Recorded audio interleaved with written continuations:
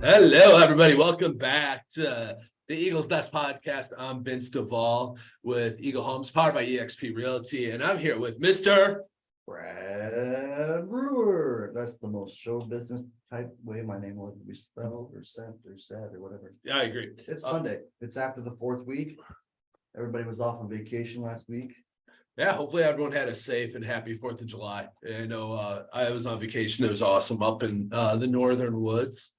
I actually took to give a little preface, when people look at us and go, oh my God, it must be nice, you're a realtor, you golf all the time, you take these vacations. That's not always true. And Brad, I'm sure you can attest for this, but on last Monday, I actually took a buyer consult on the boat.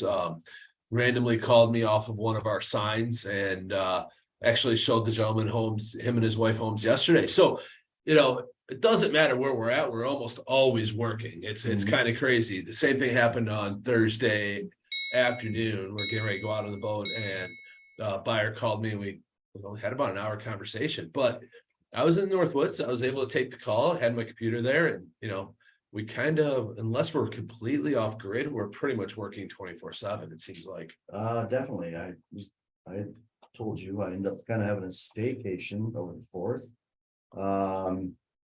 But was working a lot and spent some time out with some friends on a boat. And I actually took a listing call out literally standing in the water on the sandbar, which was interesting. Got some golf in and took several buyer calls from the golf course. So yeah, we're working pretty much wherever we're at. Yeah, that's kind of nice. I told my wife this a long time ago when I got into real estate. And it's so true. And I think this is true for a lot of self-employed people in general.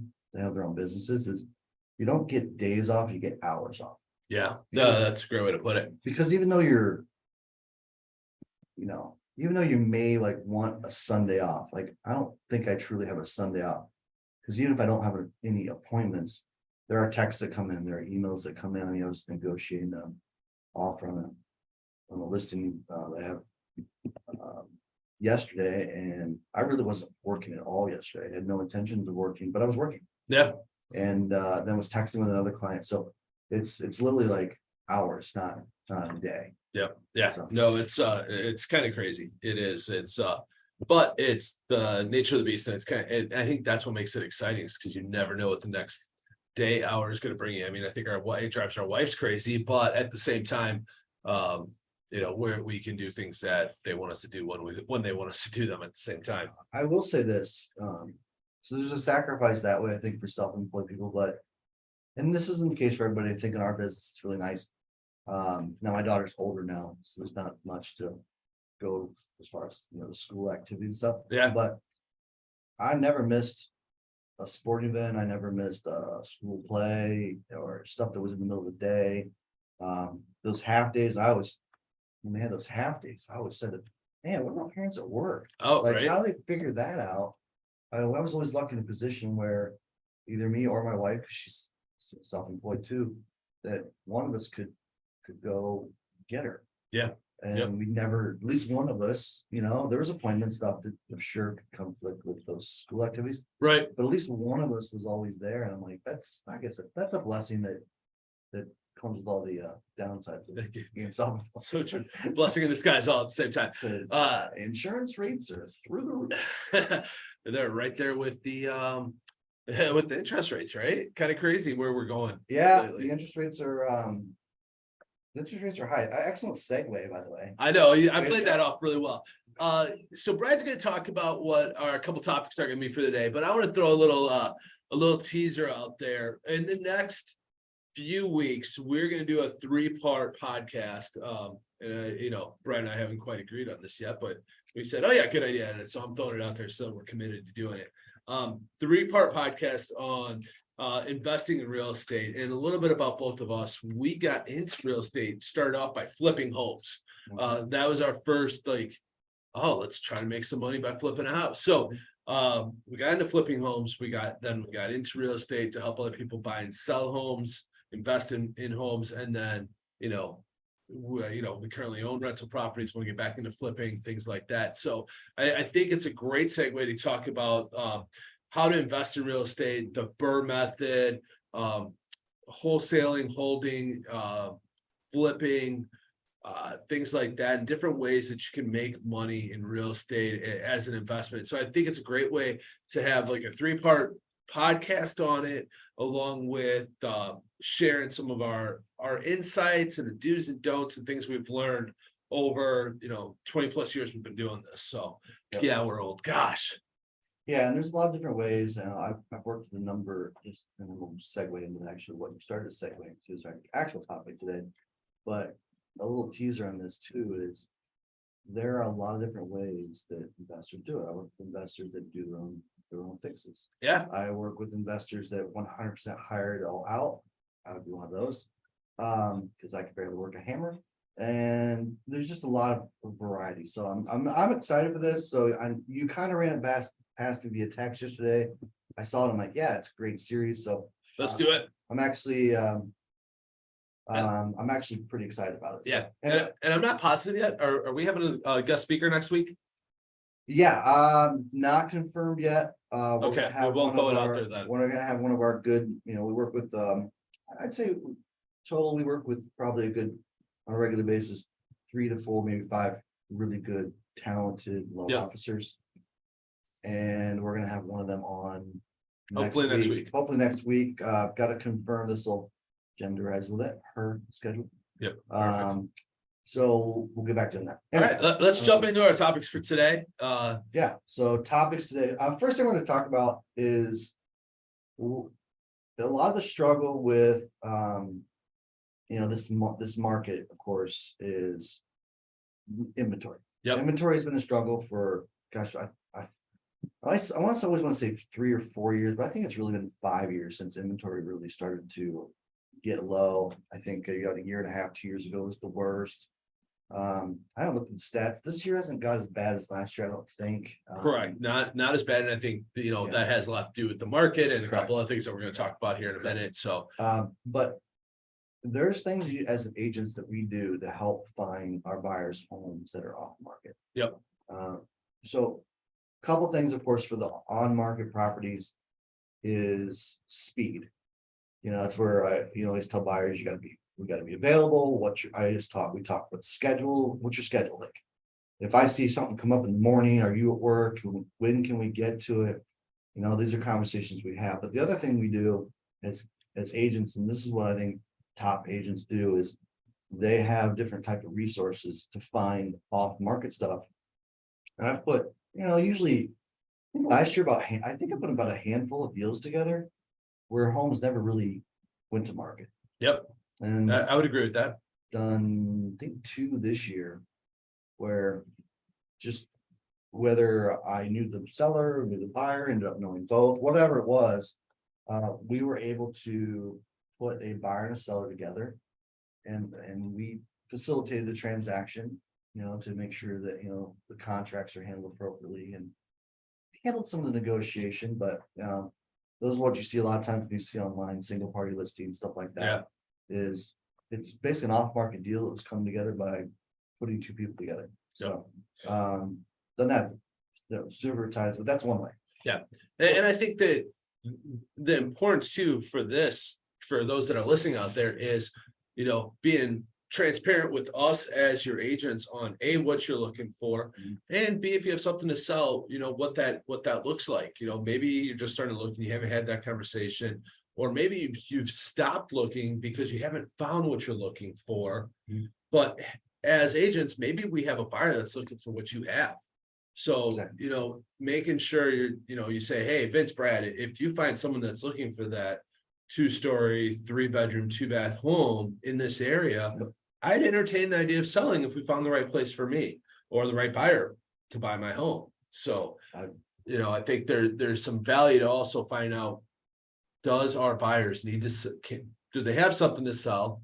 Do they need to sell it, and how quickly do they want to sell it? Well, I've driven my wife nuts because two of our last 3 houses, I've literally just sold to clients that they're like, look at this, and one of them didn't tell my wife beforehand. One of them I did. One of them I had her approval. One I really didn't, but we were kind of talking about it. So the conversation went way better. That's a fun story. We'll have to have that for a different day. But you know, that's one method. So, you know, just talking to different people out there, knowing who, if you made the right phone call, the right situation, would say, yeah, okay, I'll sell my place. The other is, of course, for sale by owners. So Yep. I don't know a lot of people still know this or not. And unless they've changed it in the last month, I do keep checking this regularly. In Wisconsin, due to Wisconsin real estate law, you can no longer list your house for sale on Zillow. And that is probably was one of the top places people that were selling their homes themselves would put it that allowed them to market it. Now, we have tools, of course, and we've talked about this before on Yeah. our website, where you can manage your for sale. You cannot market it because Well, that's illegal, but it does kind of help you market it it. helps you market, but you cannot market it on our site. Correct. That's the legal That, aspect. yep, yeah, so you can't market it on our Eagle Homes website, correct? So one of the things is with for sale by owners is where are they marketing it? They're for sale by owners.com, visible.com, whatever. But I think Zillow was the really huge place. Now it's like, all right, you see a lot more people just marketing on Facebook Marketplace. Yep. This is a little bit of a tangent, I'm not gonna lie, on why you shouldn't necessarily sell your home yourself. Yes, home sell quick. Yes, you're gonna get a good dollar. But statistics show they're out every time. A realtor, we're gonna get you the best value because of where we market it to. You're limited to where you can market it. And there's even some for sale by owners out there that literally just put a sign in the yard because they think they're on a busy enough road. Right. You're catching a fraction of the market.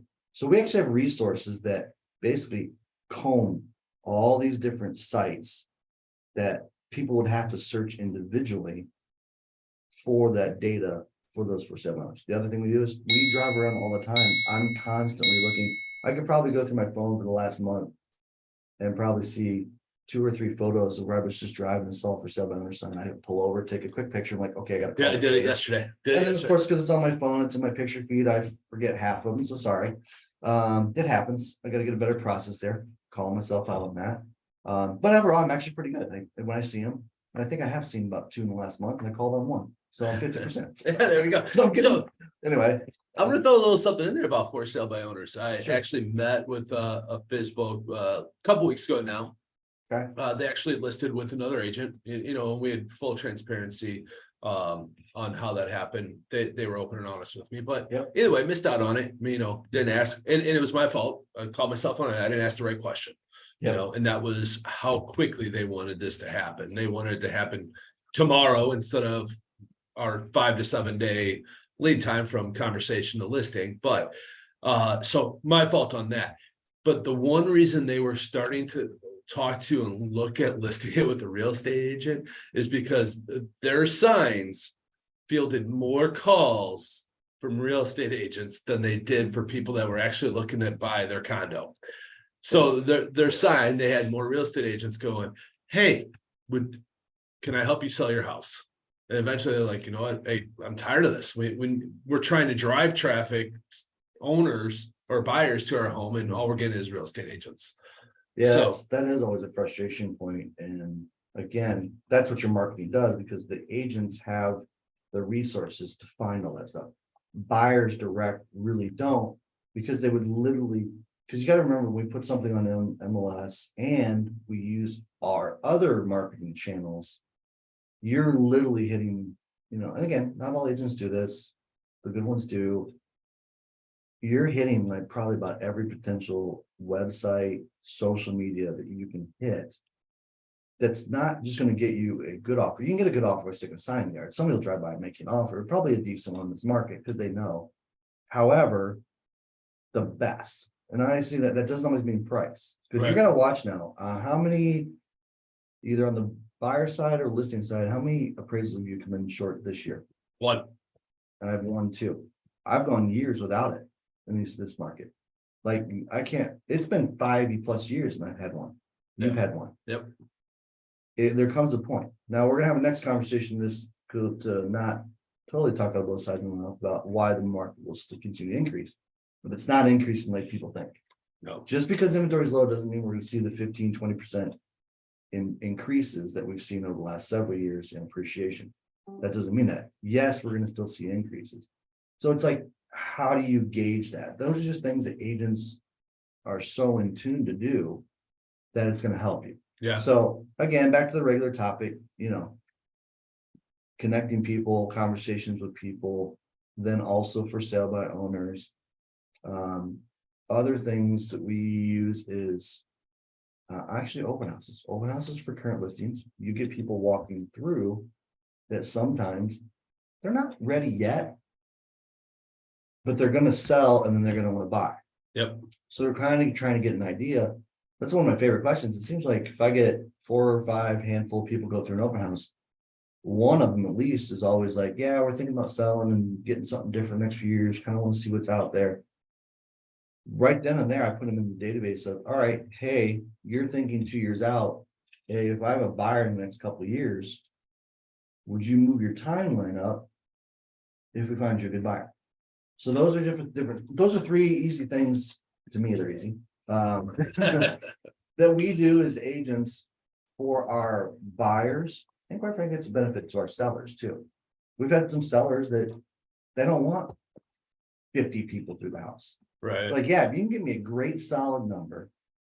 And we can not show this thing 1,000 times, I would love that. Just people are some people are private. I'm private. I don't Right. want a ton of people. no, I have a seller currently that said absolutely no open house. If we can get this done quickly and efficiently, then let's do it that way, and, Okay. 3 days, 4 days, we had an accepted offer on it and a handful of showings, but they're like, yeah, we're done. Yeah. Thank you. So anything else you can think of as far as just those power tools to help buyers? I don't think so. I think we covered quite a bit of them, most of them that jump out at me in today's market. Yeah. So yeah, let's go into where the market's Actually, driven. Okay. Okay. I just lied. I'm gonna think of one other. And I've done this a few times, probably not a few, but there's buyers out there, they want a specific area or neighborhood. Yep. I've mailed neighborhoods and said, hey, I've got a buyer that really wants to be in your neighborhood. If you have any desire to sell, let me know. That's another thing that we can do because we've got the database to pull that, the resources. So doing targeted mailings to areas you want. So those are things we can do, Joe. So, Yeah. all right. Yeah, no, that's a very good point, Brad. So, if you're thinking of you want a specific city area in that city, we can definitely attack that and go after it for more targeted buyers. Absolutely. Absolutely. All right. We were moving on. Next topic. Is that what you're segueing to? Or? Yeah, next topic. Yep. So I kind of alluded to this. Why is and will the market continue to increase? They're projecting at least for the next 4 years through 2027, while interest rates have been climbing. So why is that? What? Well, the simplest way, and then we'll break it down further, is supply and demand. Housing is very economical. We've probably given these stats before, but if you look at the last 5 recessions, We lost our light. I look dark. yeah, we did lose our light. Our light went out. It's on batteries. Apparently, the battery died. Bevan, you're listening. We're watching. You notice that I went dark. We just went dark to Bevan. We are here at the wonderful Loot Commons with the delicious coffee and normally great lighting. Yeah, we'll have to fix that. Anyway, All right. let me lose track there for a second. Anyway, so the market will continue to increase through 2027. That's why they're predicting. Simplest form is obviously supply and demand, right? Yeah. Okay, but interest rates are going up, and that's making people kind of freak out a little bit. Okay, it doesn't matter. We still have not caught up. Here's one reason. I'll let you throw one in here if you want. I'm gonna get these numbers a little off. It was some statistics I heard about a month ago that I'd never heard until then. From the years like 2010 to 2018 or something like that, there's always projected additional needs for housing. Right. Overall across the country. Apparently, we as a country were off by like 500,000 a year. That adds up quick. And that doesn't surprise me. So, right, that adds up. So right now, so we've never, and then you start with when the prices started to go up. We came out of that, the real estate recession, which happened in '08. And it lasted until about 2012, 2013 is when we started to come out of it. So we were under projecting, and then you had all those buyers for years when you couldn't get loans, bunch of foreclosures, right? All of a sudden, these buyers started coming out. They came back to the market. Plus, you had all the people that came of age or whatever. Right. We've never caught up to that. So that's one thing. Yeah, well, and let's talk about that. People have come of age. Yeah. So kids have graduated college, gotten better jobs, can afford a house and understand from time that renting is not the way to go. But also people are living longer. So, Yeah. People are wanting to downsize, but there's nowhere to go from downsizing, right? So that is another play to that. It's not just people are able to buy, it's also those that want to sell and downsize that we're struggling with. Here's another thing that happens when as the prices increase. Let's see, when I started in this business 10 years ago, you could get a first nice 2-bedroom, 1-bath, probably about 1,000 square foot, maybe slightly less, slightly more, for around $100,000 in this area. Yeah. Like a nice home, maybe 110, 120. So that was a nice first time home buyer entry point. I mean, I bought my first one in 2000. Now again, but this is later though. This is after. I was before the recession. This is after. For 105,000, you can barely touch something similar right now for under 250. Oh yeah. So, and has income increased that much in 10 years? No, probably not. Right. I'd say income's probably stayed more flat than inflation, appreciation, homes, all that kind of stuff. So now you have people having to wait longer in their lives, rent longer. What does that do then to the rental market? It's gonna continue to drive it up. So you got a lot of factors here, but overall, I mean, simply is supply and demand. Right. And demand will stay high regardless of interest rates because supply is going to continue most likely to stay low. Now, the interest rates are definitely not helping. No. But those are going to calm down, and people have to realize we've given some of these stats. If you ever watch us regularly, usually not live on Facebook, most people watch it recorded. Yeah. On our YouTube channel, by the way, which we always post, and hopefully soon to Spotify, by the way. That's a goal. We're going to talk about it in our team meeting this afternoon. So we'll see what happens. So, our offsite team meeting. No, the one in an hour. You said this afternoon. Oh. So yeah, there's so many factors there, but at the end of the day, even and interest rates are going to come down. But you got to remember, 50-year average is around 7.5%.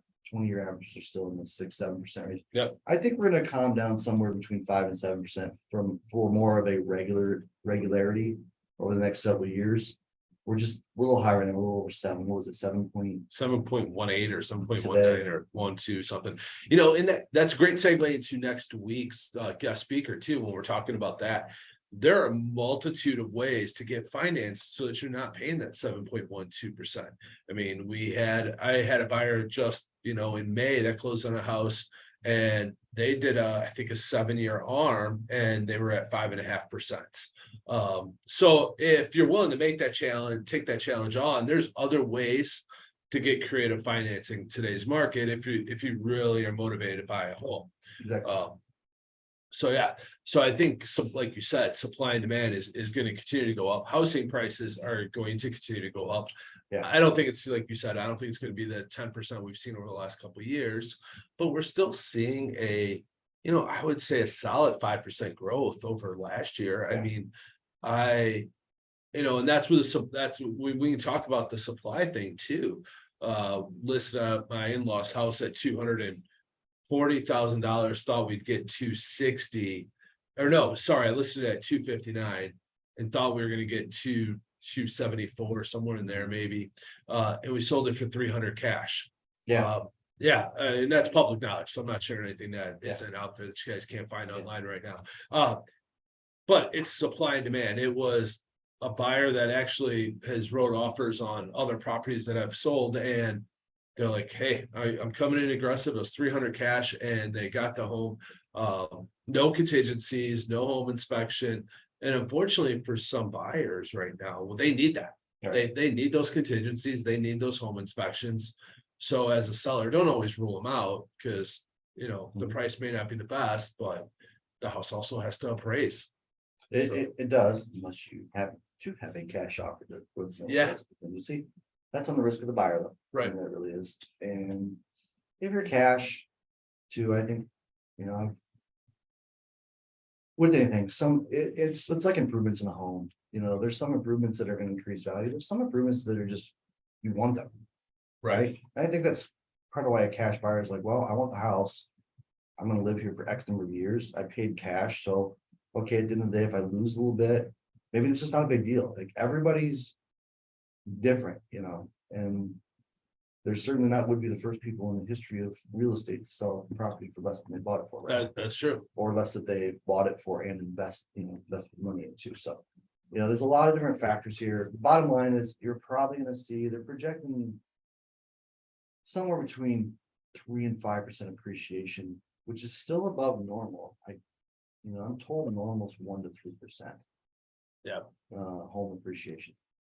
I think that depends on the market. I think that, again, you're looking at an overall average. I think a healthy appreciation is probably somewhere around the 5% mark, a little less, maybe slightly more. The 10, 15, 20, 30, whatever some markets we're seeing in the last several years. That's probably not overall healthy for just everybody as a whole. No, but one of the things we've talked about before, and we've shared this line more times than I can count. You date the rate, you marry the house, date the rate. Yeah. Right. If you're financially stable and you're in a good situation and you have job security, don't be afraid to take that little bit higher interest rate and refinance when the time's right. Because as long as you have the equity in your house and it appraised out. Now, if you're in a cash situation and you want to, take a loan out, a home equity line, that's a totally different situation. But don't be afraid. If you're motivated and you want to buy, talk to us, because not only do we have lenders that can get creative financing for you, but you can always refinance. Find a house that you're going to fall in love with that gives you that wow factor. Yeah. And go from there. Absolutely. So, like I said, some of these things we're gonna get into more, assuming we do have our lender on next week. Yep. But yeah, If not, we'll start series 1 of 3 for our hopefully have our investment gurus. Hopefully have our lender on next week, because we haven't had a lender on for Kevin. A couple months, yeah. Couple months, so it's time again. We're definitely gonna keep our guests up. If you're, by the way, in some form of real estate and we haven't had you on, title companies, inspectors, lenders, Home improvement guys. appraisers, contractors, whatever, Yeah. you want to kind of talk about your business, so we'd love to have you on as a guest. So feel free to reach out and spread the word. Yeah, love it. Anything else you want to cover real quick today, Brad, before we check out? Well, I'm gonna go personal on this one. Oh, crap. I took a shower. It's gonna be golf related. There we go. Shot my personal best ever last week. He did. I watched it. Here we have an app that we share the data on. And so I got to see the score kind of staying pretty even throughout the round. And then he gets close to the 15th hole, 14. After 14, I was 1 under. 14th hole, he eagles the 14th hole, 70-yard chipping, 90-yard chipping, 76-yard 76-yard bounce, lands past the hole, spins back in. It was awesome. It was cool. So I saw that and I was almost tempted to send him a message and be like, man, you are 1 under with 4 to play. Don't shit the bed. And I did not. I was kind about it. I was like, man, he's probably in his head a little bit. Well, so one of the other guys was keeping the score. So I did not look at my score. I stayed mentally good the whole time. I'm actually going to go to something you busted my chops about. That's why I'm actually bringing this up. Oh, that I must have paid off. Well, that you griping me about, but I'm gonna let you know I still did it. I'll get to that in a second. So it was really important to me because one of my goals this year was to shoot even par. I've never shot even par on any course. Closest I was for all my hometown people, sorry, I'm gonna say this, was a crappy course around my hometown where I was 2-0. But the course doesn't play difficult like Hawksview does, where we were at. And I am disappointed because I bogeyed 16, which I never bogey, very rarely. I mean, do Yep. occasionally, but mostly I par or even birdie that hole. Yep. But 18 usually gets me, so it wasn't. I was actually almost expecting to bogey 18. If I didn't, I would have, but I did bogey 18, so that's what made me the one over. But anyway, so the thing you bugged me about was, remember, like early in the year, especially after rounds, like when I was, getting into the season, like shooting like 85, 86, 87. And I'm like, man, if I did this, and this, or if this would have occurred, I would have been right there at my 78, 79 or whatever. Yeah. And you're like, well, yeah, of course, you dumbass, if you do this, and this, but that's what happens. Well, I'm gonna let you know right now, I'm being greedy. I was greedy after round. I'm like, geez, this was a stupid hole that I just screwed up here.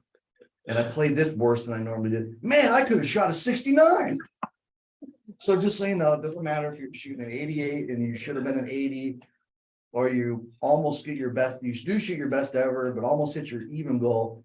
You're still nitpicking to do better. Yeah. So, yeah. That's pretty true. sorry, it's always gonna happen, but I don't think it's a bad thing. It's kind of like in business or just in life with any Right. goal. It's like once you achieve something, How can you do it better? highly motivated people are like, oh, but I could have done better if I would have done this and this. So I knew, I'm like, I got to tell Vince this because I'm like, I bugged him about this. Well, Love I it. still did it. So Love it. there you go. Awesome. Well, hey, congratulations on your 73, not Yeah. your 72, Ah, but still friggin' phenomenal 73. Nice job. it was fun. Yeah. All right. Well, I'm Vince Devall with Eagle Homes, powered by EXP Realty. I'm Brad Brewer with all those same things. We'll see you next week with either our lender friend or we'll start the 3-part series. Love it, man. Have a great week, everyone. We'll talk to you later. Bye. Bye.